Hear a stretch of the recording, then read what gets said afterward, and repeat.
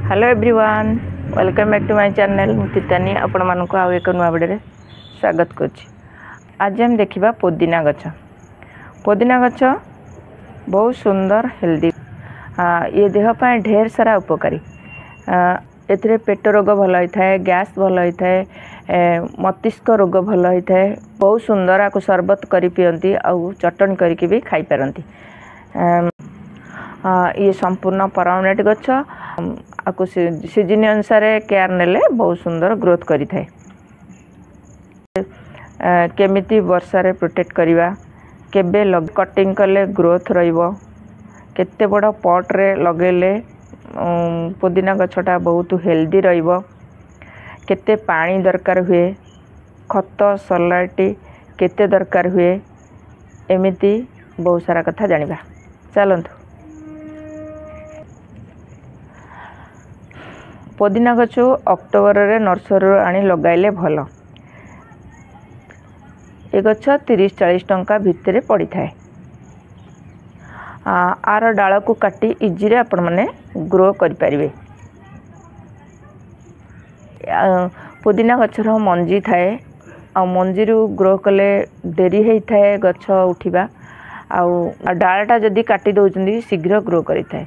विशेष पसंद बाली रे लगाइले शीघ्र ग्रोथ करि थाए, आ तार ब्रांच बहुत सारा आसी थाए, गछ मध्य हेल्दी रही थाए। आ जदि पुदीना गछरु मंजी रखिया को चाहउचंती ताहले बसंत ऋतु रे रखिबे, जोटा कि फेब्रुआरी मार्च भितरे लगाइले भल से ग्रोथ करि थाए। पुदीना गछ खरा दिने सबु दिने पानी खाई थाए। अन्य दिन रे माटी सुखिले पानी देबे। माटीटा सबले देखिबे, आगे माटीटा ड्राई हेथिले पानी देबे, नले देबेनी।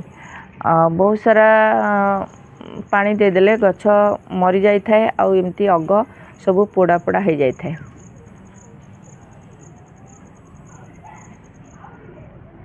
डाल सब बेले काटी चटनी करी खाई परिबे। ए वर्षा दिने पत्र सब एमती पचिकरी झड़ी जाई थाए। वर्षा अतिरिक्त शीतरे आकु सेमी सीड रे रखी देबे।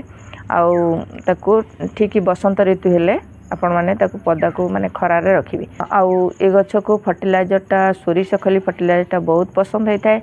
सोरिष खली रो फर्टिलाइजर देले बहुत सुंदर ग्रोथ करि थाए, आउ तार ब्रांच बहुत आसी थाए। आकु जत्न सहकार रखिले ये वर्ष धरिकी रही थाए। एई भली भाबरे आपण माने आकु काटिकरी चटनी करी खाई परिबे, गुंड करिकरी मध्य खाई परिबे। आ वर्षारू एबे तो वर्षा प्रबल होची, वर्षारू आकु टिके सेमी सीड रे रखिबे। जदि एई भली पुदीना गछ अछि ताहले ताकू एई भली भाबरे जत्न नियंतु। आ जदि पोक लागुची ताहले फंजीसाइड पाउडर आदरे छिंचतु, नले हल्दी पाउडर छिंची दियंतु, नले नीम ऑयल 2 ml रे 1 लीटर पानी रे आपण माने आकु स्प्रे करि परिबे।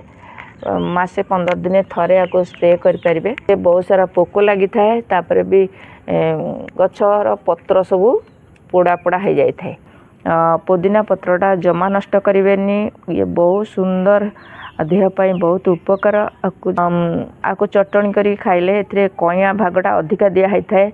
तादरे लंका जीरा रसुण अल्प टिके दिया है करी आकु चटनी करी खांती।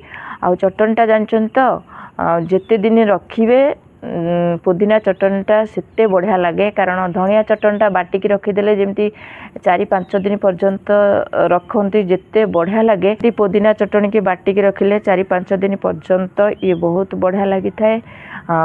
ये तो जानचंती जदि चटनी कर रखुचंती खाऊनांती आपण ताको शरबत करी पी परिबे, और देह पाई बहुत उपकार और बहुत हेल्दी।